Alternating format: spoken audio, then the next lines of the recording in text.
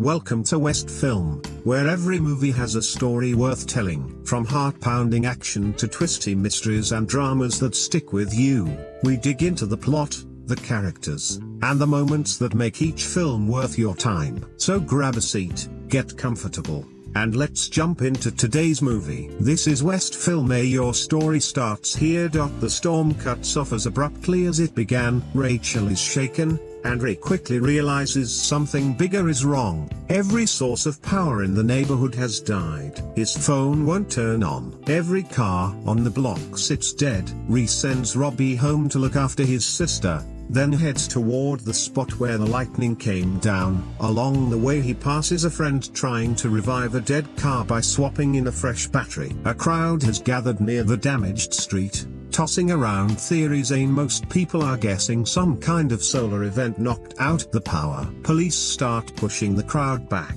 then the ground itself begins to shake. The pavement splits apart, buildings start crumbling, and whole sections of the street heave up and drop. The onlookers realize this is no ordinary earthquake and start to scatter. Something massive is forcing its way up from below. Enormous metal legs punch through the asphalt, and a colossal machine hauls itself free of the earth entirely. For a moment, everyone just freezes. The thing towers over the surrounding rooftops, balanced on three gigantic legs, and lets out a bone-rattling mechanical roar before turning its attention to the crowd below. Then it opens fire. Beams of raw energy sweep across the street, and anything they touch is gone instantly. Nothing left but ash and an empty pile of clothes. Reese sprints for his life as the machine tears through everything around him. Buildings burst apart. People vanish inches away from him, and the street dissolves into pure chaos. Somehow he makes it home alive. The second he steps into the kitchen, his legs give out and he collapses. Robbie and Rachel bombard him with questions, but he can't get any words out. He's covered head to toe in grey powder, and it isn't dust. It's the remains of people who didn't make it. Reese scrubs frantically to get it off. Once he's pulled himself together, it hits him. They need to leave right now. He tells the kids to grab their things. They pepper him with questions he doesn't answer. He grabs his gun, herds them out the door, and steps into a neighborhood that's already descending into panic. People running, screaming, searching for family members they've lost track of. Ree has one focus: getting his kids out. He leads Robbie and Rachel to the car his friend managed to get running again with a replacement battery. With nearly every other vehicle dead, it might be their only shot at escaping. He loads the kids in, but his friend catches on to what's happening and demands his car back. Ree offers to bring him along instead, but the man won't stop arguing and refuses to get in. With no time to waste, Ree drives off, leaving him behind. That hesitation costs the man his life. Ree floors it toward the highway, putting as much distance as he can between his family and the city. Rachel finally cracks under the weight of everything she's witnessed and starts to spiral into panic. Ree tries and fails to calm her down. It's Robbie who manages it, taking her hand and talking her through it until her breathing steadies. Once things settle a little, Ree lays out his theory. The machine didn't just show up during the storm. It looked like it had been buried underground for ages, just waiting. He suspects whatever's controlling it rode the lightning down and switched it on from below. He can't be certain, but he knows they can't stop moving. The highway is eerily empty, since almost no cars still work, and their one functioning vehicle gives them a real chance at getting away. Eventually they arrive at his ex-wife's place, but nobody's home. She and her husband already left for Boston. Ree decides pushing all away that tonight is too risky, so they'll hole up for the night and continue in the morning. Inside, while he searches for food, exhaustion and fear are wearing everyone down. The kids start complaining. Ree's patience snaps, and another fight breaks out. Underneath it all, what Ree really wants is simple: get Robbie and Rachel back to their mother and be done with a responsibility he never signed up for. He does love his kids, that's not in question, but this crisis is making something painfully obvious. He has no idea how to actually protect two terrified children through something this catastrophic. They spend the night crammed into the basement, hoping it'll shield them if the attacks continue. Sure enough, hours later another violent storm rolls in. Lightning flashes, and suddenly the whole house is shaking. Robbie and Rachel jolt awake in terror as Ree pulls them further into the basement, the walls trembling around them. Then a massive explosion rips through the neighborhood, rocking the house. But somehow, all three of them make it through. They stay underground the rest of the night while explosions, crashes, and distant mechanical groans continue overhead. When morning finally comes, Ree cautiously climbs the stairs to find the neighborhood barely recognizable. A passenger plane has plowed straight into the area, wrecking what's left of the house and scattering debris across the streets. Picking through the wreckage, Ree runs into two people from a TV news crew who've pieced together more information than he has. People are calling the machines tripods, after their three massive legs, and worse, the one Ree saw wasn't unique. There are many of them. The military has already tried fighting back, but conventional weapons don't do a thing. Each tripod is wrapped in some kind of invisible shield that stops bullets and missiles cold. The reporter shows him footage of the original lightning strikes, and when it's slowed down, you can see something small moving inside one of the bolts, entering the ground. That gives Ree a theory. The machines were buried long before the invasion, and their operators rode down through the strange lightning to switch them on. Before he can learn anything else, another tripod is heard approaching, and the news crew bolts. Ree hurries back to the kids to tell them they're moving again. He warns Rachel not to look around as they head outside, and she listens. Robbie doesn't. He takes in the wrecked homes, the downed plane, the scattered wreckage, and the unmistakable signs of death. And for the first time, the full weight of what's happening really lands on him.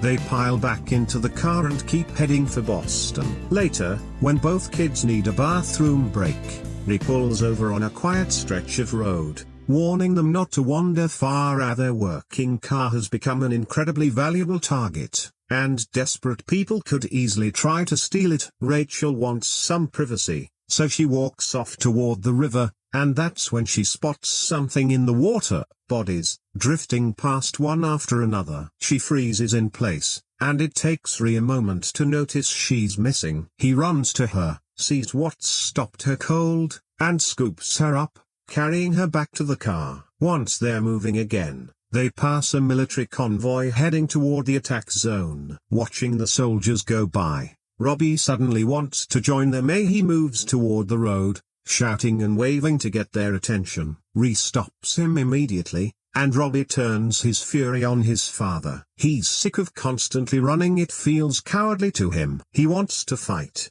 not hide. Ree refuses to let his teenage son run headlong toward machines that have already leveled entire neighborhoods. Robbie accuses him of being scared, and years of pent-up resentment come spilling out. He thinks Ree has always dodged responsibility and is only rushing them back to their mother to wash his hands of the whole thing. Ree sees it completely differently. He's not trying to prove anything. He just wants his kids alive. The fight eventually fizzles out, but nothing between them is actually resolved. After hours of driving, exhaustion catches up with Ree and he asks Robbie to take the wheel. Robbie's caught off guard, but the trust means something to him. For once, his father is handing him real responsibility. They keep driving until they reach a larger city after dark, where the streets are jammed with stranded people. It doesn't take long for everyone to notice their car. With so few vehicles still running, theirs is suddenly incredibly valuable. Ree and Robbie swap seats while the car is still rolling, and that's when the crowd closes in. Hands slam against the windows. People yank at the door handles, begging them to stop.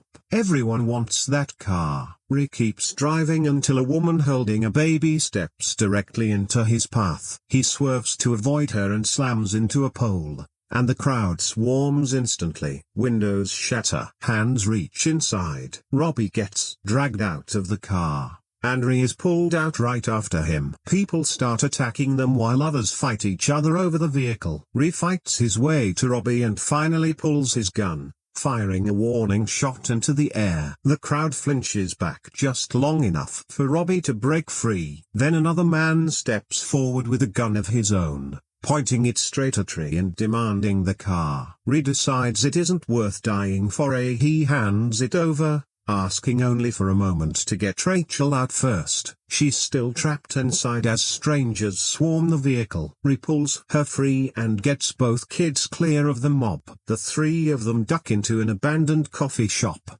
and there, Ree finally breaks down. Everything catches up with him all at once: the destruction, the deaths, the constant pressure of keeping his children alive. For the first time since it all started, he sits down and cries. But they can't stay put for long. Ree gets them moving again, and without a car, they join the thousands of refugees now traveling on foot. Families carry whatever they managed to grab, and survivors trade stories about attacks happening elsewhere. The rumors keep getting worse. People say the tripods aren't confined to one city, or even one country. They're showing up everywhere, wiping out entire populations wherever they land. If it's true, there may not be anywhere left that's actually safe. Eventually the crowd reaches a ferry crossing, and for a brief moment, things feel calm. Thousands of people gather by the water, desperate to get across. Then the familiar mechanical roar sounds in the distance. A tripod appears, and the crowd erupts. Everyone surges toward the ferry at once. Soldiers try to hold the boarding area, worried about overloading the boat, but panic wins out. People shove, scream, and force their way forward. Ree manages to keep Robbie and Rachel close and pushes them through the barricade, and they make it onto the ferry just as it pulls away, leaving thousands stranded on the shore behind them. Robbie spots the people left behind and moves to the edge of the boat, trying to pull someone else aboard. Ree notices for a moment, he sees something different in his son. Robbie isn't just thinking about himself anymore. Then the water starts churning. Something huge is moving beneath them, and a tripod rises straight out of the river. Before anyone can react, it attacks. The ferry tips hard and starts capsizing, throwing hundreds of people into the water. Ree frantically searches for his kids as everyone struggles to stay afloat. Now the tripods aren't just firing their energy beams. Long mechanical tentacles snake into the water and start grabbing survivors, lifting them toward the machines instead of killing them outright. Ree fights through the chaos, straining to stay close to both children, and against every possible odds, all three of them make it to the far shore. There's no time to rest. The tripods are closing in, so they keep pushing forward until exhaustion finally forces them to sleep outside with other survivors. By morning, they reach higher ground and spot a massive battle unfolding beyond a nearby hill. Military vehicles race toward the front line, artillery fires non-stop, aircraft scream overhead, and explosions rip across the landscape. The military is throwing everything it has at the tripods, and none of it works.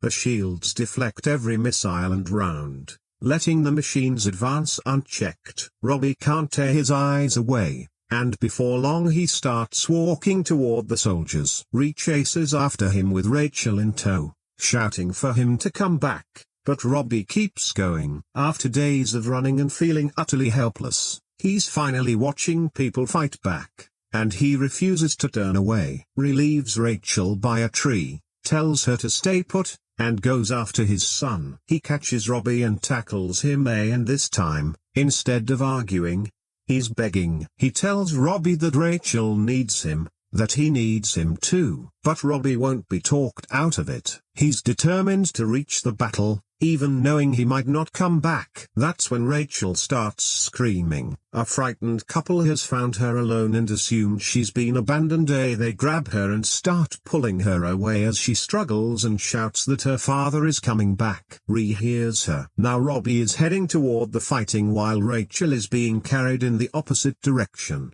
and Ree can't reach them both. He makes one last attempt to stop Robbie, but his son has already made his choice, and Ree finally lets him go. He watches Robbie vanish toward the battle, then turns and sprints after Rachel, catching the couple and pulling his daughter back into his arms. Moments later, A huge explosion erupts exactly where Robbie disappeared. Flames light up the horizon as a tripod pushes through the smoke. Ray can only stand there, with no way of knowing if his son survived day, but there's no time to look. Rachel is still with him, and he forces himself to keep moving with her. Eventually they find shelter in a nearby house, where a man offers them his basement. The stranger, armed with a shotgun, seems safe enough compared to what's happening outside. Ree gets Rachel settled, and she immediately asks about Robbie. Ree tells her, with total confidence he doesn't actually feel that her brother will make it to Boston and meet them there. Something in him has shifted. A earlier,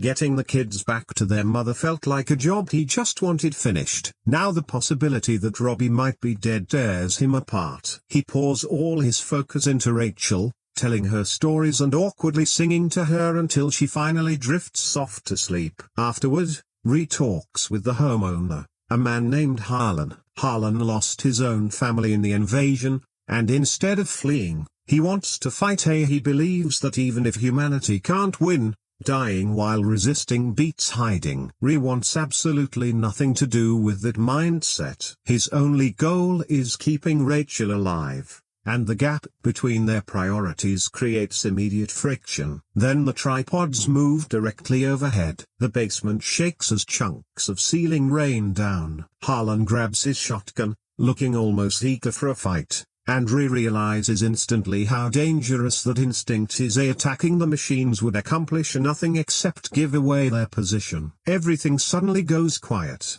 and then a thin mechanical tentacle slides in through a gap in the basement wall. At its tip is a camera-like eye, slowly scanning the room. The tripods are hunting for survivors. Ree and Harlan move silently from hiding spot to hiding spot, staying just out of its view. Harlan reaches for an axe, but Ree stops him. Striking the probe would only draw the machine above them straight to their location. Ree spots a mirror nearby and uses it to trick the device, and when the mechanical eye turns to examine its own reflection, both men use the distraction to slip out of sight. After a few tense minutes, the probe finally withdraws. They think they're in the clear until they hear movement nearby. This time it isn't a machine. The aliens themselves come into the basement, thin and strange, moving cautiously as they examine human belongings with what looks like curiosity. Ree and Harlan stay hidden as the creatures wander close by. The first time either of them has been in the same room as the invaders. Harlan quietly raises his shotgun, and Ree realizes what he's about to do. One shot would give them away instantly. He grabs Harlan and the two struggle silently over the weapon while the aliens continue poking around nearby. Ree manages to wrestle it away without drawing their attention. Then a tripod horn sounds outside, and the aliens leave. Ree and Harlan have survived day again, but the next day brings something even worse. Through a gap in the wall, they watch a tripod capture a man, and instead of killing him outright, the machine drains his blood and sprays it across the surrounding area. By now, a strange red growth has spread over buildings, trees, roads, and fields, resembling thick veins covering the landscape. Ree realizes the aliens aren't just killing people, they're using them. Whatever's spreading across the planet seems to depend on human blood. The sight pushes Harlan over the edge. He starts rambling about secret underground armies, resistance tunnels, survivors hiding beneath the earth to launch a counterattack. His thinking spiraling further and further from reason. Then he grabs his tools and starts smashing through the basement wall himself, trying to dig a tunnel. Ree begs him to stop. The aliens are still nearby, and the noise could get them all killed. Harlan won't listen. Ree realizes the man has become a genuine threat. If he keeps making noise, Rachel could die because of it, and Ree decides he can't let that happen. He pulls Rachel away from Harlan, covers her eyes,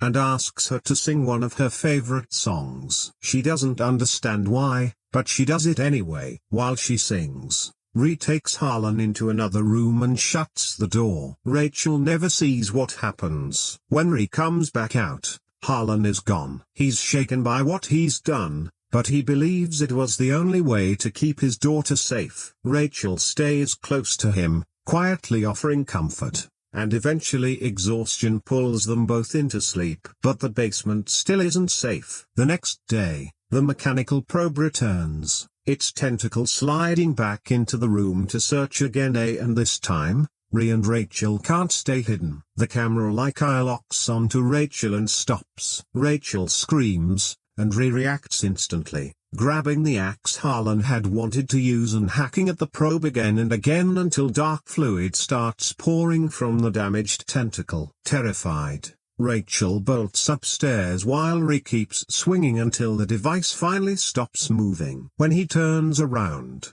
she's gone. He races out after her into a transformed landscape, alien growth blanketing the hills, much of the surrounding area looking dead. Ree sprints across open ground, calling her name, then spots a tripod and ducks for cover. A moment later he hears her scream. The machine has found her. A tentacle lifts her into the air, dragging her toward a compartment inside the tripod, and Ree can only watch, helpless. He already believes he's lost Robbie. He refuses to lose Rachel too. Nearby, he finds abandoned military equipment and grabs several grenades from inside an armored vehicle, then runs straight at the tripod with no real plan. He just needs it to notice him. He shouts and throws a grenade. The blast hits the shield and barely scratches it, but it gets the machine's attention. A tentacle reaches for him, and instead of dodging, he lets it grab him. The tripod hoists him up and drops him into a cage packed with captured people, dozens of terrified prisoners. Then he spots Rachel. She's alive. He pushes through the crowd toward her, but before he reaches her, a mechanical tube descends into the cage,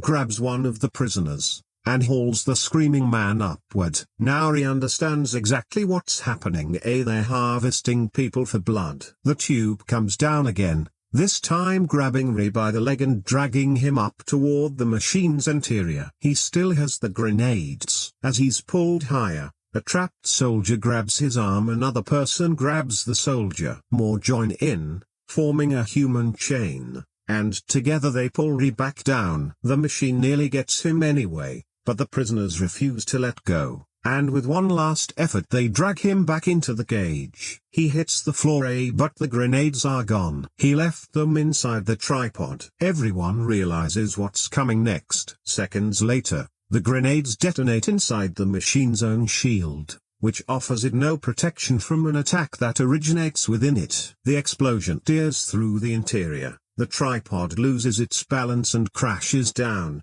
and its cage splits open, letting the surviving prisoners escape. Ree finds Rachel and pulls her clear of the wreckage. They press on toward Boston. Along the way, Ree notices the alien vegetation is starting to change. The red growth withering, the vines drying up and collapsing. They come across a tripod slumped motionless against a building, with no sign of a fight or any real damage. It's simply stopped working. Ree has no idea why, but something is clearly happening to the invaders. For the first time, they don't seem unstoppable. Later, another tripod moves through the city and people scatter for cover. Ree looks up and notices birds landing directly on it, which immediately grabs his attention. Earlier, the shields would have stopped anything from touching them. If birds can land on this one, the shield must be down. Ree shouts to nearby soldiers and points toward the birds. They get the message. The military redirects fire at the tripod while civilians duck into an underground passage. This time, when the soldiers fire, the rounds go straight through and no invisible barrier stops them. Shells slam into the machine, its upper section explodes, and it topples, crashing into the street. People slowly emerge from hiding to gather around the fallen machine. For the first time, humans have brought one down with their own weapons. Red fluid begins leaking from its wrecked interior, and an alien limb hangs limply from an opening, twitching weakly before going still. The creature itself finally emerges, looking sick and exhausted, and lets out one last sound before collapsing. Ree still doesn't understand what's killing them, but it's obvious the invasion is falling apart. He and Rachel make their way through Boston and finally reach her grandparents' house. Ree approaches cautiously, unsure what he'll find. The door opens, and Rachel's mother appears, staring in disbelief for a moment before she sees Rachel and pulls her into a tight embrace. She looks up at Ferrier and the distrust she's always carried toward him is simply gone. He got their daughter all the way to Boston alive. Then someone else steps into view. It's Robbie against all odds. He survived the battle and somehow made his own way to Boston. Ree can barely process it. He walks over and pulls his son into a hug, and after everything they've been through, Robbie finally calls him Dad. The collapse of the invasion eventually gets explained. It wasn't human weapons that beat the aliens. Their technology was too advanced, and their shields could shrug off nearly everything the military threw at them. What they hadn't prepared for was something far smaller, rather microorganisms already living on Earth. Humans had coexisted with these microbes for countless generations and built up defenses against many of them. The aliens, never exposed to Earth's environment before, started getting sick. Their bodies weakened, their machines failed, and the invasion collapsed. Humanity survived not because it could conquer armies and cities, but because the invaders couldn't survive something that small. What's interesting about Spielberg's War of the Worlds is that it never seems interested in simply recreating the 1953 film beat for beat. It borrows the core premise of the invasion, the sudden and total powerlessness of humanity, and then rebuilds nearly everything else around a far more ordinary protagonist. I think that choice matters. The 1953 version made sense for its era, but Spielberg had a completely different toolkit at his disposal, a bigger budget, modern effects, and none of the technical constraints that limited earlier filmmakers. He could depict destruction on a scale those directors simply couldn't touch, which naturally created an expectation that his version would become the definitive cinematic take on the story. Whether it actually pulls that off is where things get complicated. Rather than centering the story on scientists, generals, or some conventional hero, Spielberg gives us Ray Ferrier, a divorced dockworker who's fairly unremarkable when we first meet him. He isn't preparing for an invasion. He doesn't figure things out ahead of everyone else. He has no secret intel, no master plan to save the world. He's just a guy trying to keep his kids alive. That immediately shrinks the scale of the story in a good way. The invasion may be massive, but the film keeps yanking our focus back down to street level. We never sit in government briefing rooms watching generals push markers across a map. There's no constant cue to wait to the Pentagon, no tidy global explanation of alien motives. Most of the time, Ree knows about as much as we do, which is to say, almost nothing. That's one of the smarter choices Spielberg makes. This doesn't play like a war in the typical blockbuster sense. It plays like a disaster happening to people who have no idea what the rules are, and there's something genuinely unsettling about that. Ree watches one machine claw its way out of the ground and only gradually realizes this isn't an isolated incident. Information trickles in through fragments, people talking, cameras catching pieces of the chaos, rumors spreading. Nobody has the full picture. The film isn't concerned with making Ree important to the invasion itself. He only matters to his kids, and that's exactly the kind of vulnerability this story needs. At the same time, some of Spielberg's changes are much harder to defend. The biggest one, the idea that the alien machines have sat buried underground for an unimaginably long time, just waiting for the invasion to kick off. It gives the first tripod's emergence a fantastic visual payoff, but the longer you sit with the concept, the shakier it gets. Why bury them so far in advance? How long have they actually been down there? Why build the whole invasion around such a convoluted setup? The film never really answers those questions in a satisfying way. That's ultimately what makes this version so frustrating in spots, as some choices feel deliberate and purposeful, while others feel like changes made mainly because Spielberg didn't want to just redo what came before. Being different isn't automatically the same as being better. That same tension shows up whenever you stack this movie against the 1953 original. Plenty of viewers understandably prefer the earlier film. It has its own mood, its own visual style, And for some people, its simplicity beats all the extra family drama Spielberg piles on here. Others will find the 2005 version far more visceral, simply because the technology finally lets the invasion feel truly enormous. You can watch roads split open, see the machines dwarfing entire neighborhoods, watch cars go flying and buildings vanish, watch crowds dissolve into panic. The scale is on a completely different level. And yet Spielberg never lets that scale turn the film into pure military spectacle, which matters. A director with this kind of budget could easily have made a 2-hour movie about armies fighting aliens. Instead, the military mostly exists on the edges of his understanding. Humanity is clearly fighting back. But that isn't really our story. Our story is a father trying to get his kids from point A to point B without either of them dying. That sounds almost absurdly small next to the destruction surrounding them, but that contrast is exactly why it works. The film also nods to the 1953 adaptation through cameo appearances by Gene Barry and Anne Robinson, a small gesture,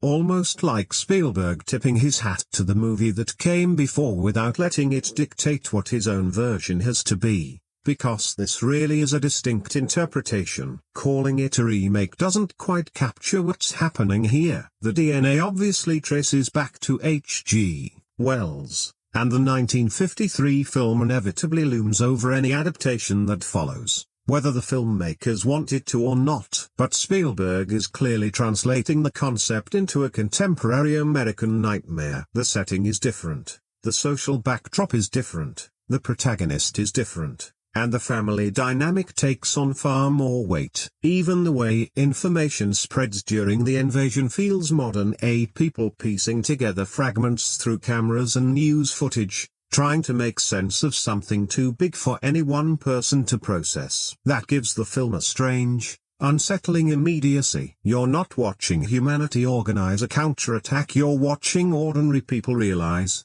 minute by minute, that everything they assumed was permanent might already be gone. Spielberg is genuinely skilled at capturing that feeling. Where the adaptation gets more debatable is when the intimate family drama starts competing with the sci-fi elements instead of reinforcing them. Some viewers will feel his relationship with his kids is exactly what the film needs. Others will wonder why, amid the potential extermination of humanity, we're spending so much time on a rebellious teenager and a fractured household. Both reactions are fair, because Spielberg clearly wants the invasion to feel both massive and deeply personal at once. Sometimes those two goals reinforce each other, sometimes they absolutely don't. Still, I think putting Ray at the center of the story was the right call. His ordinariness gives the invasion its weight. He can't defeat the aliens. He can barely explain what they are, and half the time he can hardly hold his own family together. All he can do is keep moving. For a story about humanity discovering just how small it really is, that might be a far more fitting angle than yet another scientist standing in front of a screen explaining the apocalypse. What makes Ray Ferrier compelling is that the film never introduces him as someone you'd naturally trust in a crisis. He's not especially responsible. He's not close with his kids. He's divorced, living his own separate life. And the moment Robbie and Rachel get dropped off with him, you sense he's a father who's somehow drifted outside his own family. The kids feel it too. There's already tension before anything even happens. Robbie doesn't respect him much. Rachel isn't fully comfortable around him. Ray himself seems more annoyed by the obligation than ready for it. Spielberg doesn't pretend this family is warm, and he doesn't waste time dressing it up as something it isn't. Then the world starts ending, and all those small domestic cracks suddenly get trapped inside something enormous. That's the real gamble of the film. Rather than making the story primarily about fighting back, it turns the invasion into a pressure test for an already fractured family. Ray isn't trying to save the planet. Most of the time he barely understands what's happening beyond the few miles around him. His entire objective is simple: keep these two kids alive and get them back to their mother. There's nothing glamorous about it. He spends much of the movie scared, filthy, exhausted, and improvising badly. And that's exactly why the character works. He doesn't magically transform into some flawless action movie dad the moment the tripods show up.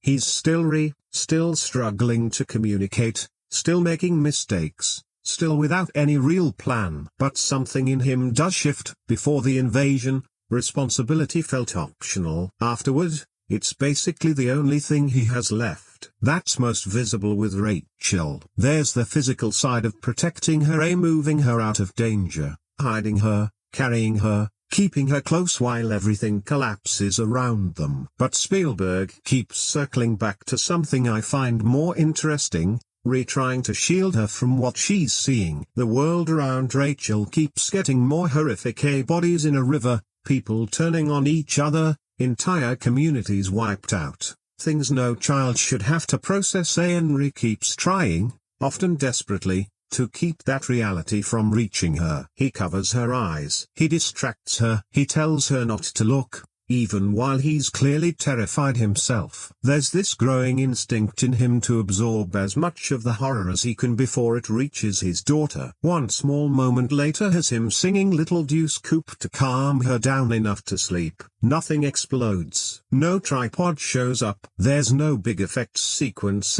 Just a father who's run out of useful answers, offering his daughter something familiar for a few minutes. For me, moments like that explain what the film is trying to do with Ree far better than any big speech could. Robbie is a more complicated case. His relationship with Ree is angry almost from the start, and that anger doesn't evaporate once the invasion begins. If anything, it intensifies. He keeps challenging his father, refusing to listen, pushing back against his authority at exactly the moments Ree needs control most. This is where the family drama starts splitting audiences, because depending on how you respond to Robbie, these scenes either read as believable conflict between an estranged father and his teenage son, or as unbearably frustrating behavior during literal civilizational collapse. I get both reactions. There are moments where Robbie's rebellion feels tied to years of genuine resentment. Ree hasn't earned instant trust just because things have gone bad. You can't be emotionally absent for years and then expect your son to treat you like an unquestioned authority the second disaster hits. But there are also moments where Robbie's choices get so reckless that the character starts feeling like a device engineered purely to manufacture conflict,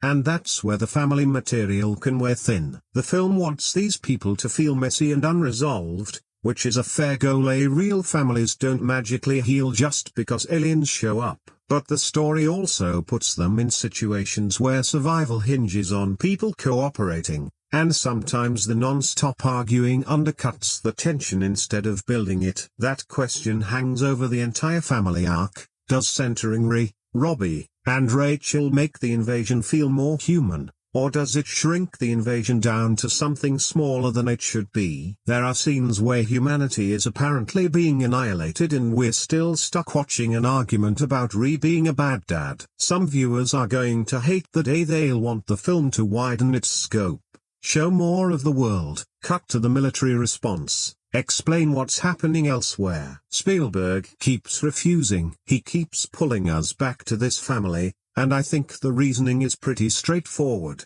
For Ree, this is the end of the world, but it's also the first time he's truly being forced to act like a father. The invasion doesn't invent a new man out of nowhere. It reveals what he's capable of once the option of simply walking away disappears. That's why his arc isn't really about becoming brave. He's brave because circumstances demand it. It's about becoming responsible. And there's a real difference between the two. He starts the film barely knowing his own children, unsure what Rachel needs, unable to reach Robbie, visibly surprised by how disconnected they all are. Then everything familiar disappears: no home, no transportation, no reliable authority, no guarantee tomorrow even exists. Suddenly those relationships are the only things left that matter. There's an irony in the fact that Ree grows closer to his kids at precisely the moment the rest of civilization is being torn apart. A very Spielberg idea,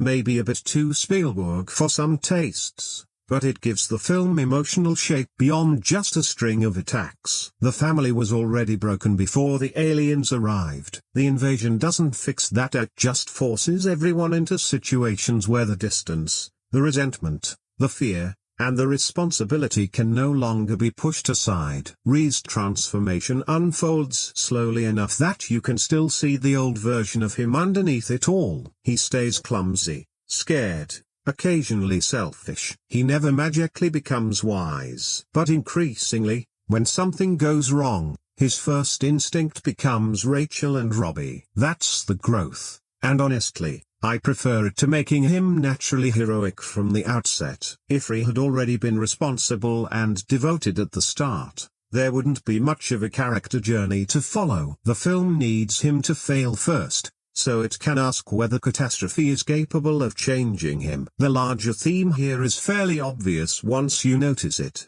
The invasion resets what matters. Things Rhee probably obsessed over before mean nothing now. Pride means nothing. Old grudges mean nothing. Whatever resentment lingers between him and his ex-wife means nothing when he's standing in a world where entire crowds of people can vanish in seconds. Survival strips everything down to one question. Can he keep his children alive? That's why I don't see the family story as some random subplot bolted onto an alien invasion movie. At its best, it's the very thing that gives the alien invasion movie any emotional weight at all. But that comes at a cost. The more Spielberg insists the Ferriers are the emotional center of everything, the more patience the audience has to bring to these characters. If Robbie grates on you, if Rachel's panic wears you down, or if Rhee never quite becomes someone you care about, then large stretches of the film are going to feel like filler between tripod attacks. If the family works for you,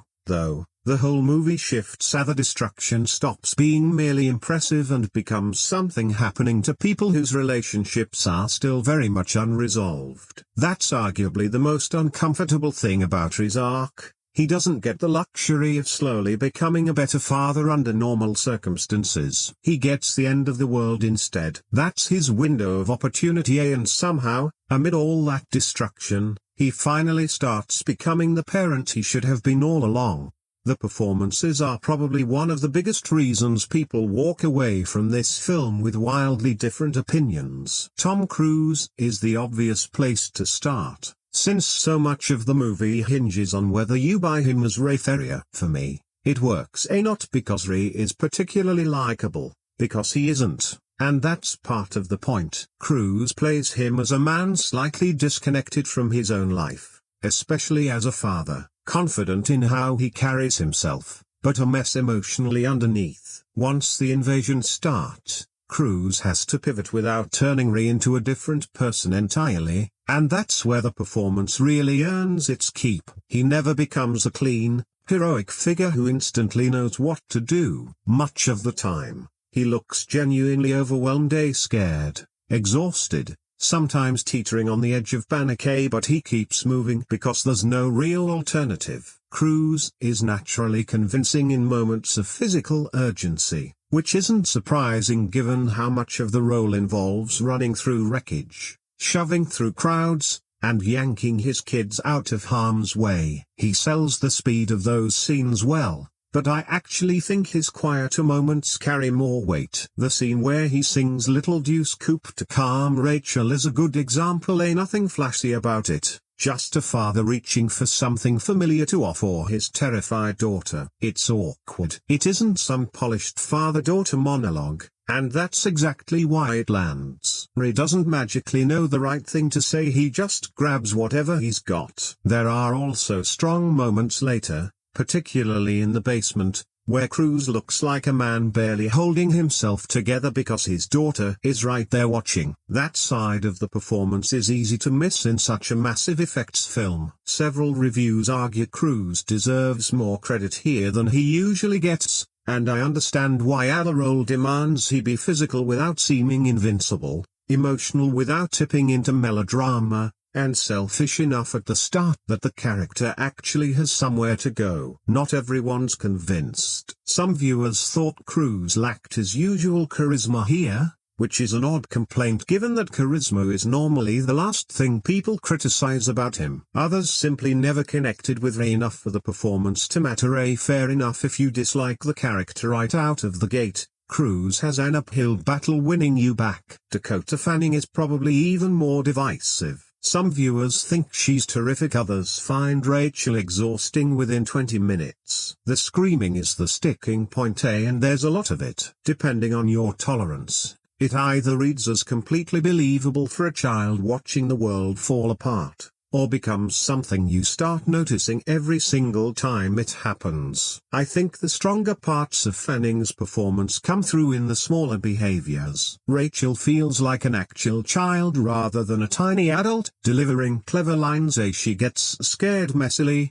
asks questions at the wrong moments, clings to familiar objects, and constantly watches Ray to figure out whether he actually understands what's happening. Most of the time, he doesn't. And Fanning is good at showing that Rachel can tell when her father is faking control. That's a compelling dynamic, as she isn't treating Ray as some flawless protector. There's real uncertainty in how she sees him. Some reviewers even argue she steals scenes from Cruise, particularly during the panic-heavy moments. Others find the performance grating. I don't think there's a clean way to resolve that split. Rachel is written to be terrified for most of the runtime, so if that style of child performance bothers you, she's going to test your patience. Justin Chatwin has a rougher road with Robbie. This is the character almost everyone seems to have strong, and usually negative, opinions about. Robbie is angry before the invasion even starts. He resents his father, doesn't respect him, challenges him at every turn, and once everything collapses, that rebellious streak doesn't go away. In theory, that's actually an interesting choice. Why should years of resentment vanish just because aliens showed up? Ray hasn't earned Robbie's trust, hasn't been the father Robbie wanted, so when Ray suddenly starts issuing orders, Robbie doesn't automatically fall in line. That part tracks. The problem is that Robbie's behavior sometimes crosses from believable teenage anger into decisions that feel engineered purely to manufacture conflict. There are moments where you stop thinking this kid is furious with his dad and start thinking, why on earth would anyone do this right now? And once an audience hits that point with a character, it's hard to win them back. One review is especially harsh on him, though even the more forgiving takes admit he can be frustrating. That said, his dynamic with Ray does produce some genuinely strong material. The confrontation on the hillside is a scene where the family conflict and the larger disaster finally seem to be pulling in the same direction. Ray is desperately trying to hold on to his son while Robbie is drawn towards something his father can't control. There's real anger in it, but real fear underneath too. Probably the version of Robbie this film needed a bit more often. Then there's Tim Robbins, arriving fairly late and immediately shifting the film's whole texture. Harlan isn't exactly comforting company. Nervous, intense, paranoid, and clearly unraveling the longer he stays with him. Robbins plays him with this strange blend of usefulness and danger. At first you understand why Ray accepts his help. Gradually you realize hiding from the aliens might not be the only threat in that basement. Some reviewers think Robbins is fantastic here, others think he's wasted. And again, that likely comes down to how you feel about the basement stretch overall. If that section works for you, Robbins is a huge part of why his nervous energy turns an already claustrophobic scenario into something genuinely unpredictable. If you think the basement kills the film's momentum, Robbins can feel like the character who shows up and grinds everything to a halt. Personally, I think his presence gives Cruise something new to play off of. Before Harlan shows up, Ray's problems are mostly external. Keep moving, dodge the tripods, keep the kids safe. With Harlan in the mix, everything gets tighter, quieter, and more psychological, because Robbins makes it genuinely hard to predict what Harlan might do next. It's a short performance, but it leaves a real mark. What ties all four performances together is that they're directly tied to the film's central gamble, Do you care about these people enough for the quieter scenes to land? Spielberg gives them a lot of room. He isn't just hopping from one destruction sequence to the next. He asks the audience to sit with Rhea's guilt, Rachel's fear, Robbie's anger, and Harlan's paranoia. When those performances click, the alien invasion becomes far more personal. When they don't, you're probably counting the minutes until the next tripod shows up. Cruise carries most of that weight, and I think he pulls it off better than the film's reputation suggests. Fanning brings a raw, unfiltered version of childhood fear, even if the constant screaming will drive some viewers up the wall. Chatwin has the toughest assignment, since Robbie is frequently written to push frustration past its limit, and Robbins arrives late, completely resets the mood, and somehow feels like he belongs both in a different movie and in this one at the same time. It's messy, sure, but these performances are also what keep War of the Worlds from becoming just a very expensive effects reel. For better or worse, Spielberg keeps putting human faces in front of the destruction, and how much you care about those faces largely decides how much of the film works for you. The first act is where the film really shows off what Spielberg can do when he's fully in command of suspense. He doesn't rush the invasion, and the movie takes its time letting Ray's ordinary life breathe before everything falls apart. We get the awkward setup with the kids, the tension in the household, the sense that this family had problems long before any of this started. Then the weather turns, lightning starts, the power dies, cars stall out, people wander outside because nobody understands what they're looking at yet, and Spielberg just lets that confusion sit there. He doesn't cut straight to a giant alien machine. There's a slow build-up, people staring at the ground, the street beginning to crack, something shifting underneath. Everyone's more baffled than scared at first, which actually makes the scene hit harder, because the fear arrives gradually. Then the tripod rises, and that whole sequence is arguably the best thing in the movie. The scale is enormous, but Spielberg keeps the camera tight enough on Rhea and the crowd that it never loses its personal edge. You're not watching the destruction from some clean aerial shot. You're stuck on the ground with everyone else, trying to figure out what this thing is and what it wants. The siren helps too, giving the machine a presence before it even attacks. There's something mechanical and deeply unnatural about it, and Spielberg knows exactly how long to hold that beat before the violence starts. Once the attack kicks off, the scene turns to chaos fast. People running, buildings collapsing, bodies disintegrating, retrying to escape while destruction rains down around him. It works not just because of the visual effects, but because a weaker director with the same budget could easily have turned this into noise. Spielberg understands where to put the camera, when to move it, when to stay locked on Rhea, and when to let destruction happen in the background instead of constantly shoving it into frame. There's always something happening at the edge of your attention, which makes the whole sequence feel less controlled and far more dangerous. That's a pattern throughout the early sections. You're usually learning things at the same pace as Rhea. That restricted point of view is one of the film's smartest choices. There's no constant government update, no scene of military officials laying out the situation, no one handing Rhea a tidy summary of the invasion. He pieces it together, realizing there are more machines through people filming with cameras, picking up rumors, catching brief glimpses of events elsewhere. It keeps the invasion feeling bigger than the film can actually show. The less Rhea understands, the less secure the audience feels. You never really know how far this has spread, whether anywhere is safe, or whether anyone is actually in control somewhere. Spielberg refuses to hand you that comfort. There's also an interesting use of cameras within the film itself. During the first attack, someone is recording, and for a moment the perspective shifts through that lens as people are wiped out. It's a small detail, but it says a lot about how Spielberg frames the violence, as some of the catastrophe reaches us as recorded footage, while the truly personal horror stays locked onto Rhea and his kids. That becomes especially clear with Rachel. Rhea is constantly trying to control what she sees, shielding her from the bodies in the river, trying to keep her from witnessing the brutality later in the basement. He can't protect her from the invasion itself, but he can still fight to protect some fragment of her childhood. Spielberg often puts the audience in that same position, showing enough to make the horror land without lingering on every gruesome detail. Sometimes what Harry sees is worse than what Rachel sees. Sometimes what we imagine ends up worse than anything the camera actually shows us. That's classic suspense filmmaking, not because Spielberg is hiding everything,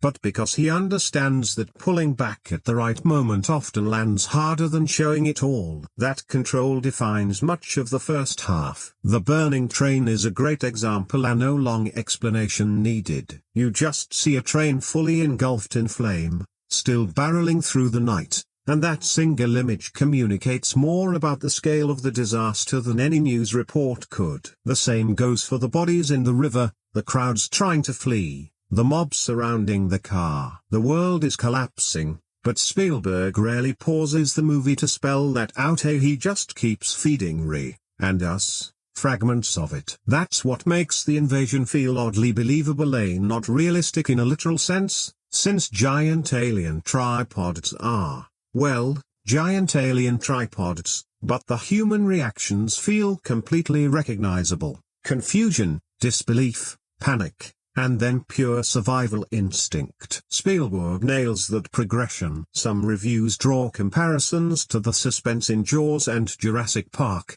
and I get why. Not because the films are doing identical things, but because Spielberg keeps using anticipation as part of the spectacle itself. The event is never the whole scene, the build-up is part of the show. Think back to that first tripod emergence. The lightning matters, the dead electronics matter, the gathering crowd matters, the cracking street matters. Had Spielberg simply opened with a tripod blasting people, the scene would still look impressive, but it wouldn't carry the same tension. He makes you wait for the impossible thing to happen, then makes you wait a few seconds longer to see what it won't say, and then everything goes wrong. That patience is why the first act lands so hard. There's real confidence in it. Spielberg knows we want to see the machines, but he never rushes as if he's afraid we'll get bored waiting. That patience pays off, and it's also why the pacing issues later on become more noticeable by comparison. During the early invasion,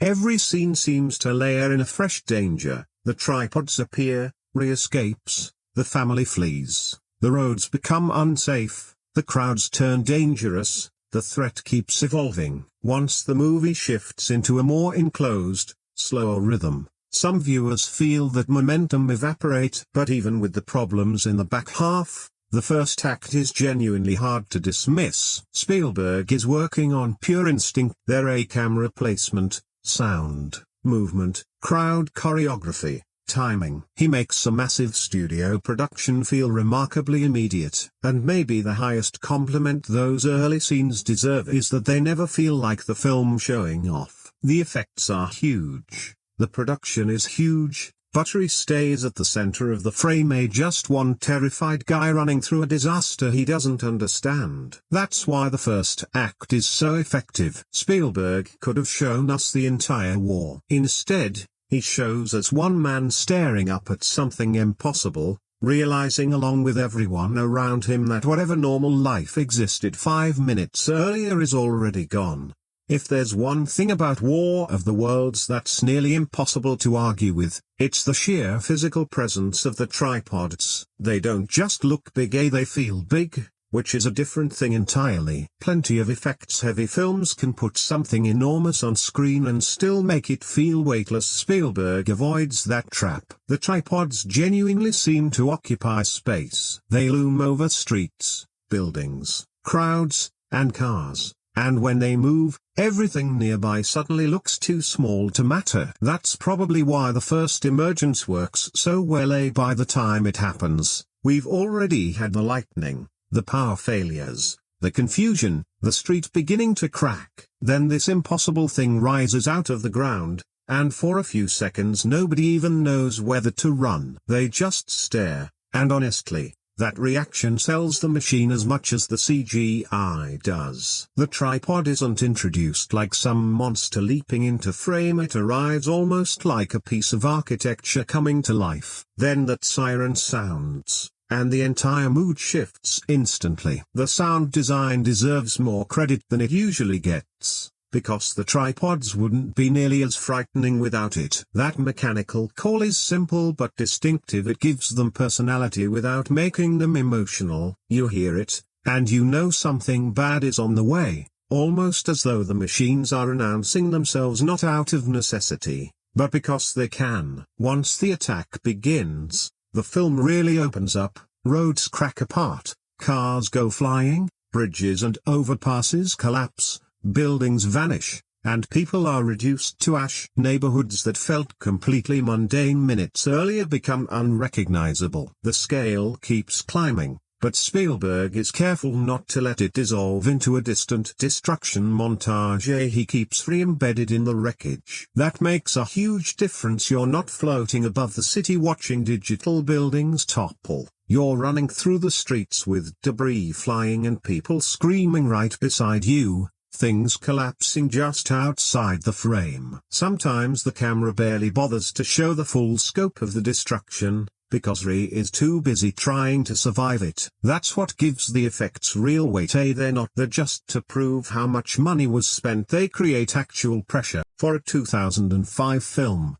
a lot of this still holds up remarkably well. Some of the CGI shows its age more obviously now than it would have at release, but the overall integration is strong enough that the spectacle rarely yanks you out of the experience. The tripod design in particular still works because it's simple enough to feel alien without becoming overloaded. Long legs, huge bodies, a shape that feels almost familiar but not quite comfortable. They read as mechanical, yet there's something slightly organic in the way they move, and that combination is effective. What makes them frightening isn't speed, it's that nothing humanity throws at them seems to matter. Weapons don't help. Military hardware doesn't help. People run because fighting feels pointless. That sense of total technological helplessness is one of the film's most effective ideas. The tripods aren't scary because they're fast. They're scary because they don't need to be. They just keep moving, and everything ahead of them disappears. There's a scene with an overpass collapsing, cars flying,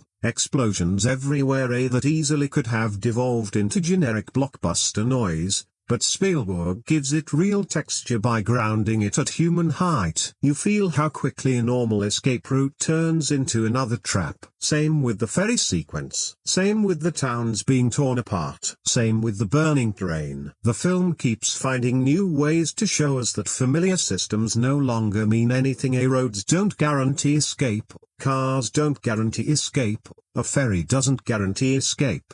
And being surrounded by thousands of other people doesn't make you any safer. Sometimes it makes things worse. All of that is reinforced by the technical craft. The cinematography gives the destruction a dirty, almost washed-out texture at times, avoiding the glossy sheen of a typical summer blockbuster. There's real roughness in the images, smoke and dust and shifting shadows, crowds scattering in every direction. The film often looks chaotic, but never accidentally, so there's control underneath it. The lighting is especially effective in darker or nighttime sequences, where the alien machinery becomes less defined and, as a result, more threatening. A silhouette here, a flash of light there, a hint of movement, and then the sound finishes the job. That's where John Williams' score comes in. It doesn't constantly demand attention, which I think helps. There are moments of real force and drama, but also an unsettling undercurrent running through much of the invasion material. It never makes the tripods feel heroic or thrilling, it makes them feel wrong. The music, the sound effects, the sirens, the explosions, the screaming, the mechanical groaning, all of it keeps the film from turning into pure visual spectacle. You could mute several of these sequences and still follow the story, but you'd lose half the impact. One review specifically noted how much better the film plays with a proper surround setup, and that tracks how the audio doesn't just sit in the background, it wraps around the scene. Even the early lightning strikes tell you something enormous is coming before you fully understand it. You hear the threat before you see it. And the same applies to the tripod siren. You can practically imagine hearing it from several streets away and knowing you need to move before the machine even comes into view. The production design also deserves recognition, since the film has to destroy a huge range of ordinary environments without letting them all blur into the same generic digital battlefield. We get neighborhoods, roads, urban centers, abandoned zones, jammed escape routes, and eventually ruined landscapes, and the world gradually feels less inhabited and more defeated. That progression helps sell the scale of the invasion. You don't need a map showing how much ground has been lost. The environments tell you themselves. That's where the craftsmanship shines brightest. The effects are impressive, sure, but they're only one piece of a larger system. Editing, camera movement, sound, lighting, production design, music, and performance all have to work together. If any single element falters, a giant tripod can start looking like an expensive cartoon. For the most part, that doesn't happen here. That said, not every visual choice lands equally well. The aliens themselves are a different story, and several viewers found their design far less convincing than the machines. I'd agree the tripods are more compelling. There's genuine mystery to the machines, while the aliens lose some of that mystique once we see them up close. The equipment, the scouting probes, the war machines, that's where the film's visual identity is strongest. There are also plenty of people who still prefer the atmosphere of the 1953 original, and I don't think modern technology automatically settles that debate. More expensive effects don't guarantee better science fiction. Sometimes older limitations force filmmakers to imply more than they show, and practical effects have a texture CGI often struggles to replicate. So it's entirely reasonable for someone to watch Spielberg's version, acknowledge it's technically more advanced, and still prefer the older film. What Spielberg's version does have, unambiguously, is scale. A real scale, the kind that makes it obvious why people in this world abandon thoughts of victory and start thinking purely about escape. The machines don't feel like an enemy waiting to be outsmarted. They feel like a natural disaster on legs. You move, or you die. That's the whole equation. And Spielberg's craft keeps circling back to it. The camera rarely celebrates the destruction, it reacts to it. The sound doesn't romanticize it, it overwhelms you with it. The effects don't make Ray feel powerful, they make him look small, and that's arguably the biggest reason the spectacle works. For all the money on screen, the film never lets its human characters feel in control. They're surrounded by technology they don't understand, machines they can't stop, and destruction they can barely outrun. And when one of those tripods rises above a neighborhood and lets out that sound, the message is immediate: humanity is not in charge anymore.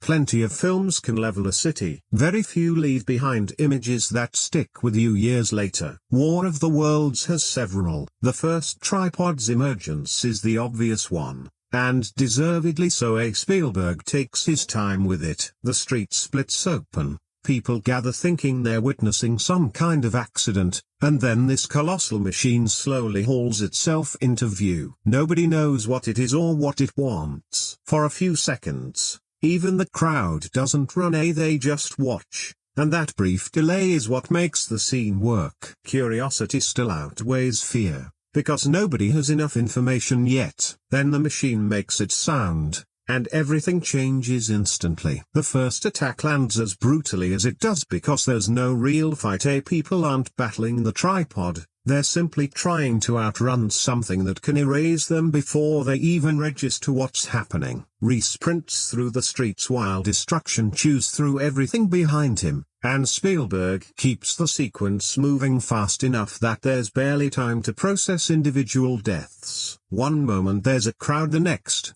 there isn't and that's arguably more disturbing than if the film had paused to linger on every detail. The imagery only gets stranger from there. The burning train is one of my favorite moments. It comes completely out of nowhere. Ree and the others are already struggling to make sense of a world that's stopped functioning, and then this train roars past, fully engulfed in flame, with no explanation and no establishing shot of where it came from. It simply passes through the frame like something out of a nightmare. I love that scene because it communicates just how bad things have gotten without a single line of dialogue. Something terrible clearly happened to that train somewhere outside Ree's story, and we never find out exactly what. We don't need to. The fact that it's still moving somehow makes it worse. That's something Spielberg excels at throughout the film, feeding us fragments of a much larger catastrophe rather than the full picture. An empty road, abandoned cars, a crowd suddenly bolting, a machine visible in the distance, bodies in the water. That river scene is another one that lingers. Rachel notices something floating by,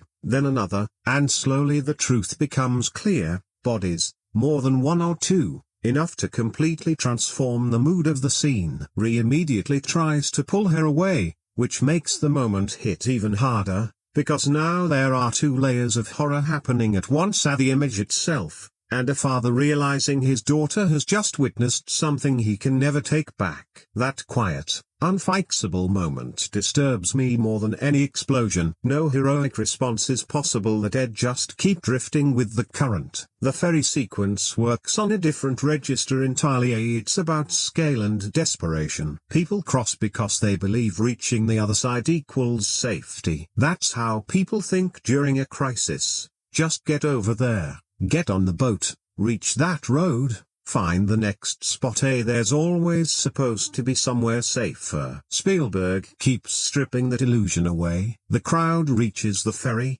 but the tripods are still there. The machines don't care about geography or how many hours these people spent trying to escape. What looked like a way out becomes another trap, because the scene is packed with civilians instead of soldiers. The panic feels uglier. Parents clutching children, people shoving, everyone trying to move at once. The destruction is massive, but what actually makes the scene uncomfortable is watching how fast survival turns people into obstacles for one another. That idea shows up again, even more sharply, during the car mob sequence. Ree has one of the few working vehicles, which sounds like an advantage until everyone else notices. Suddenly the car itself becomes the danger. People want it, need it, and Ree finds himself protecting his family not just from the aliens but from other survivors. I think that sequence is one of the more unsettling moments in the film precisely because nothing supernatural is required for it to work. You understand exactly why those people are doing what they're doing. And that's what makes it so nasty. Nobody wakes up that morning intending to attack a family over their car, but civilization is collapsing, the old rules are gone, and one working vehicle might be the difference between living and dying. Spielberg lets the scene grow more and more uncomfortable until the aliens almost become secondary. For a stretch, the real threat is other people. There's also the recurring imagery of the tripods obliterating things we normally treat as permanent. Bridges, roads, churches, entire neighborhoods, a ferry. That matters because those are structures people inherently trust. A bridge is supposed to lead somewhere. A church is supposed to feel stable. A road is supposed to connect two places. The tripods reduce all of it to temporary scenery. Nothing in the human world looks permanent once they arrive. Even the birds become part of the film's visual vocabulary. The moment with birds landing on a tripod is strange because it recontextualizes the machine without a single line of dialogue explaining anything. It's just an image,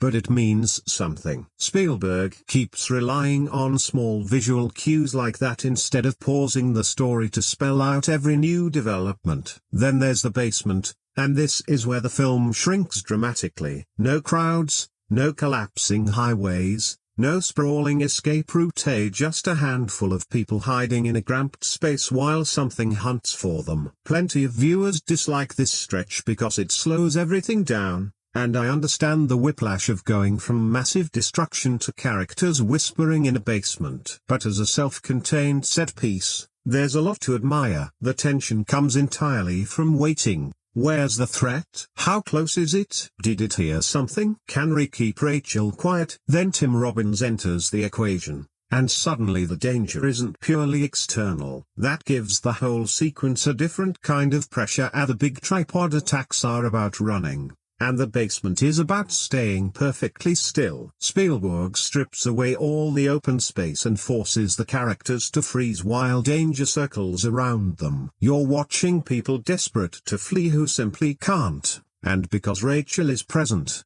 Ree is also constantly aware of what she might witness. That idea resurfaces during one of the darkest moments. Down there, Ree doesn't just have to survive, he has to make a terrible decision while knowing his daughter is nearby, and that shifts the emotional weight of the whole scene. Spielberg doesn't need to show everything. What matters is that Ree understands what has to happen, while Rachel doesn't fully see it. That restraint is what makes the moment land so uncomfortably. For all the things War of the Worlds does exceptionally well, the screenplay has a habit of making you stop and go, wait, what?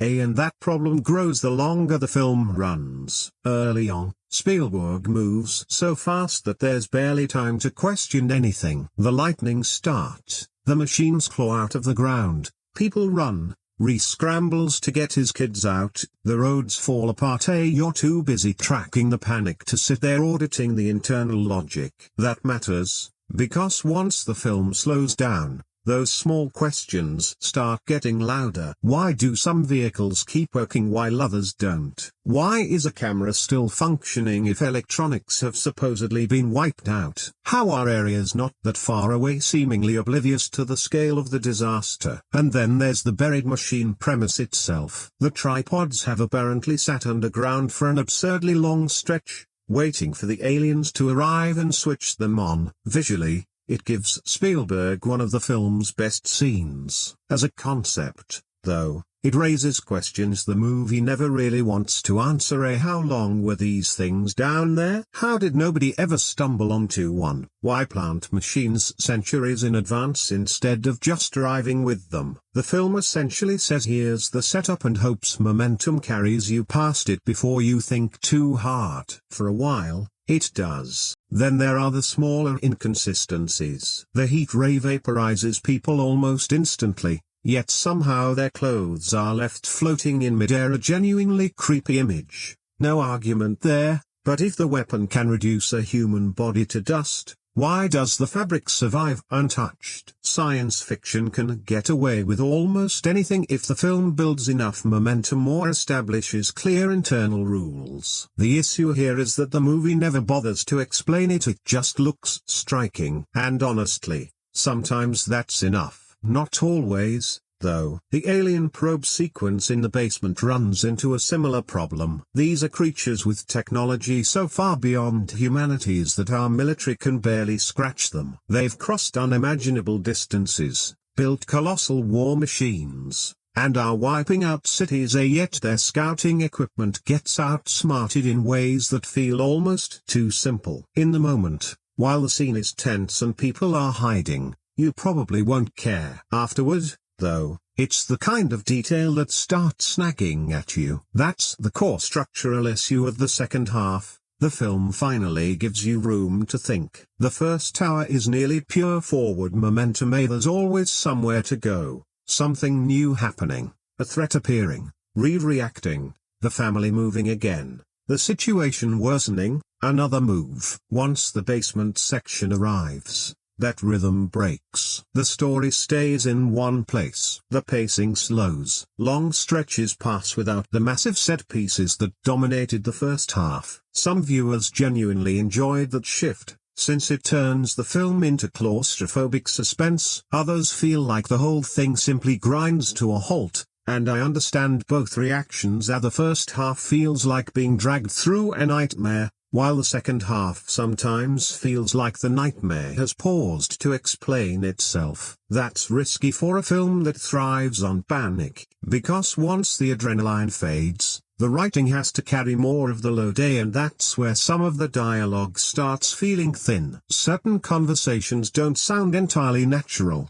some emotional beats feel more mechanical than convincing, and characters occasionally act in ways the plot requires rather than ways that feel believable in the moment. Robbie is the clearest example. His entire dynamic with Ree runs on anger and rebellion, which is fine in principle. It creates conflict. But eventually his choices grow so extreme that the film starts asking a lot of the audience. You understand his resentment. You understand his desire to see what's happening firsthand. You can even follow the emotional logic of wanting to move toward the danger instead of away from it. But at a certain point, you stop thinking about his psychology and start thinking about the writer pulling the strings. And once an audience notices the machinery behind a character's decisions, the illusion starts to crack. The garage sequence has a similar issue. Ree needs the car, chaos has clearly already erupted, and yet the crowd's behavior around the vehicle doesn't always track with what people in that situation should already understand. None of this is inherently movie-breaking on its own. Every blockbuster asks for a few conveniences.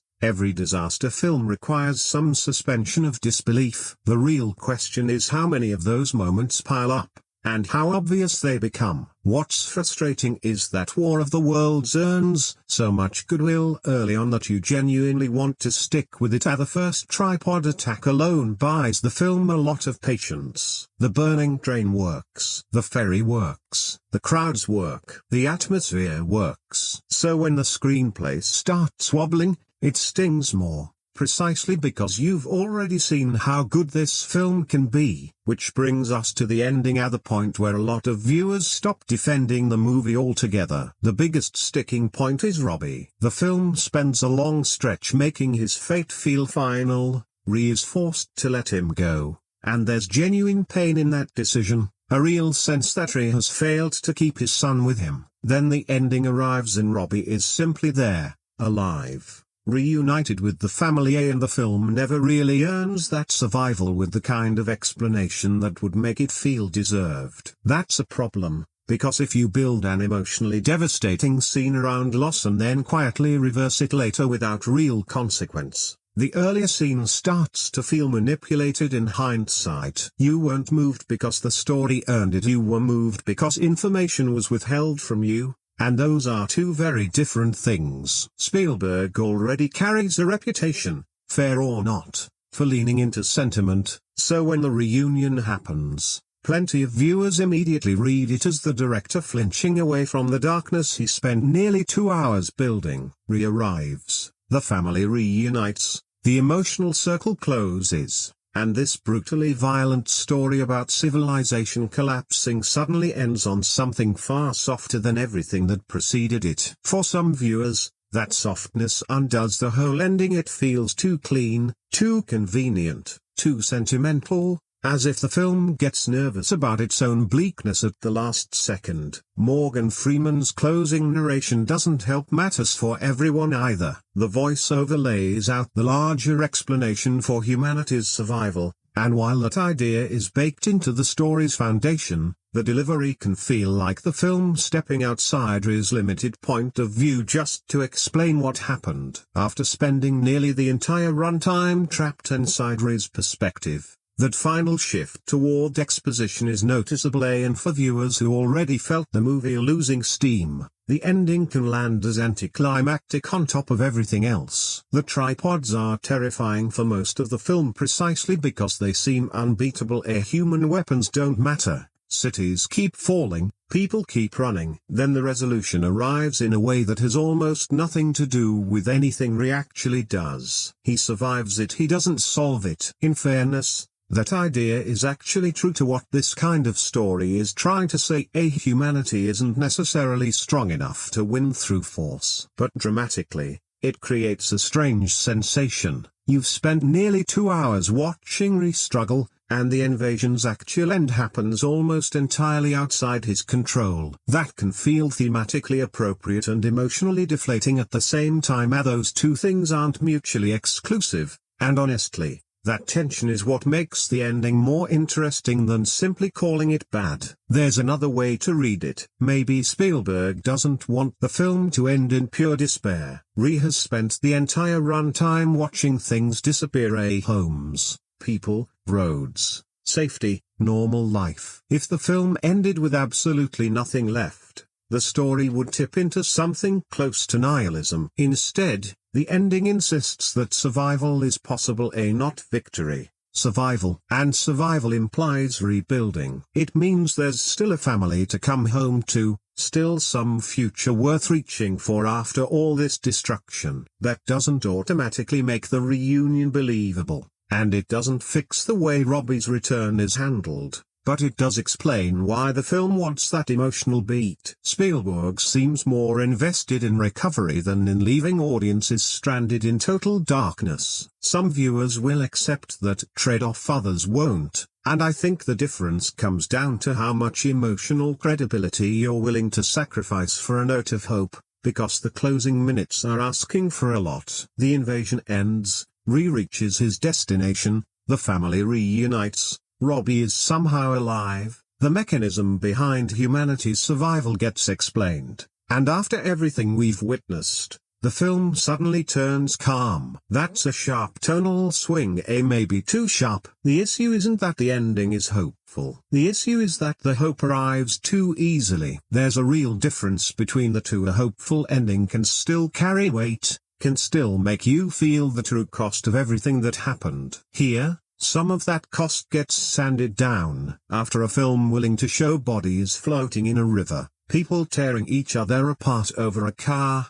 cities and ruins, and a family ripped apart by circumstance, that softening feels almost jarring, like two competing instincts fighting for control of the same film, one determined to tell a brutal survival story, the other desperate to send the audience home emotionally intact. The movie never fully resolves that tension, which is exactly why the ending remains so contested. If you respond to the theme of survival and rebuilding, there's genuine meaning in it. If you're focused on narrative logic and emotional payoff, it can feel like the film is cutting corners. And because it's the very last thing you experience, it colors your read on everything that came before. You start second-guessing Robbie's survival, the buried machines, the alien logic, the uneven pacing, the convenient last-minute rescues. All those minor questions you were happy to ignore while Ree was running suddenly come flooding back at once. That's the frustrating paradox of War of the Worlds.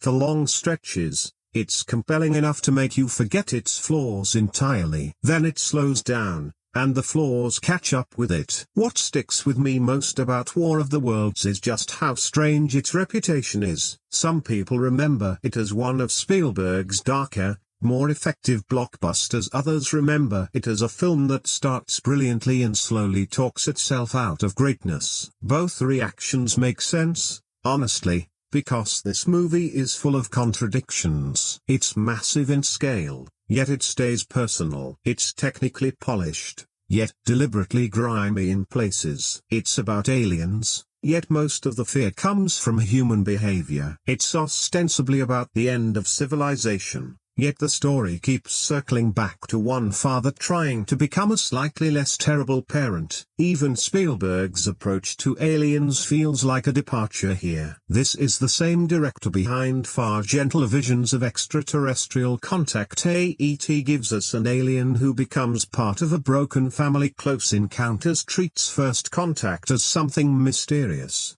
almost spiritual. War of the Worlds wants none of that. These invaders aren't here to teach anyone anything. They're not curious, they're not misunderstood. They show up with machines that make human civilization look embarrassingly fragile and start eliminating people. That shift alone gives the film a completely different emotional register than Spielberg's earlier alien stories. There's no wonder in the traditional sense. There's awe, sure, but it's the kind of awe you feel staring at something capable of killing you. The tripods are stunning to look at, but nobody in this film wants to get closer to one. Nobody's searching for a way to communicate. Nobody's holding out for some beautiful first contact moment. People see them and run. That feels important, because Spielberg still keeps one familiar interest intact. The family is already broken before the aliens ever arrive. What's different is what the invasion does to that family. Instead of healing them through some magical connection, it puts them under so much pressure that everything non-essential simply falls away. He doesn't become a good father because he has some sudden epiphany. He becomes one because the world stops leaving him room to dodge responsibility. That's a much harsher spin on a familiar idea. At the start, Ree is emotionally distant, barely equipped to handle a weekend with his own kids. Robbie doesn't trust him. Rachel doesn't fully rely on him. There's history there, and none of it is particularly warm. Then normal life vanishes entirely. There's no time for slow self-improvement now, and no therapy, no long heart-to-heart, no carefully staged reconciliation. He has to make decisions instantly, keep moving, find shelter, get food, protect Rachel, try to hold on to Robbie, and eventually make choices far darker than the man we meet at the start of the film probably imagined himself capable of. That's where the invasion becomes more than spectacle. It recalibrates his entire perspective. Before the tripods show up, Ree's failures feel like ordinary personal shortcomings. Afterward, they seem almost embarrassingly small next to what's happening around him. And yet, paradoxically, they also matter more than ever. Once the world is collapsing, being a father is essentially the only meaningful job left to him. He can't defeat the aliens. He can't organize a resistance. He can't even explain what's happening. But he can try to keep his children alive. That's the scale of his world now, and the film never lets him escape it. I think that's also why the ending is so hard to separate from the rest of the movie. Some viewers see it as Spielberg refusing to fully commit to the darkness he spent nearly 2 hours constructing, and there's a real case for that reading. The film shows us people vaporized in an instant, bodies drifting down a river, crowds turning violent over a working car, entire cities reduced to rubble, and repeatedly forced into decisions he clearly wishes he didn't have to make. Then we reach the end, and suddenly there's a reunion, relief, family, even a character surviving in a way many viewers find hard to swallow. It can feel like the movie wants all the emotional weight of a brutal apocalypse without fully paying for it in the final stretch. I understand why that bothers people, but I also think the opposite reading deserves consideration. Maybe survival really is the point, not victory. Those are fundamentally different things. Humanity doesn't defeat the invaders through cleverness. Ree doesn't stumble onto some secret weapon. There's no heroic final stand where he single-handedly saves the planet. He simply survives long enough to reach the other side of the disaster. That's it, and maybe Spielberg considers that meaningful enough on its own. The film spends so much time illustrating how quickly everything can vanish that ending on the possibility of rebuilding starts to feel almost necessary to its worldview. What's the alternative? Everyone suffers, civilization falls apart completely, Ree loses his family, the aliens win outright, fade to black. That version would certainly be darker, maybe even more consistent with the film's strongest imagery, but would it actually be a better film? I'm honestly not sure, because War of the Worlds never fully commits to nihilism even at its bleakest. There are still people protecting children, still people fighting to reach family, still people helping each other. Not everyone turns into a monster. Ree's whole arc depends on the idea that catastrophe can bring out something better in a person, not just something worse. The same disaster that turns a crowd savage is what pushes Ree toward genuine responsibility. It's not a subtle idea, but it's clearly there, and it explains why the film refuses to end on total emptiness. The real issue is execution. You can understand exactly what the ending is trying to say and still think it gets there too easily. That's the distinction worth holding onto. The idea of rebuilding works. It's the emotional shortcuts around it that spark the arguments. And really, that tension describes the entire film. Over and over, the underlying idea is strong. but the execution is what splits audiences. The family focus is a smart idea unless you can't stand their family. The basement section is a smart idea unless you think it kills the film's momentum. The restricted point of view is a smart idea unless you're craving a bigger picture view of the invasion. The ending has real thematic purpose unless you feel the film cheats to get there. Even the aliens themselves work better conceptually than they sometimes do once we actually see them on screen. That's exactly why this movie resists being reduced to simply good or bad. There are stretches of War of the Worlds so well crafted that the criticism almost feels petty. The first tripod attack, the burning train, the river, the car mob, the ferry. Those sequences carry real weight. And then there are moments where you can practically hear the screenplay's gears turning underneath everything. Robbie's choices, the buried tripods, some of the weaker dialogue, the overly convenient reunion. That stuff is much harder to shrug off, because the highs reach so high. The shortcomings land as more frustrating by comparison. If this were just an average alien invasion movie,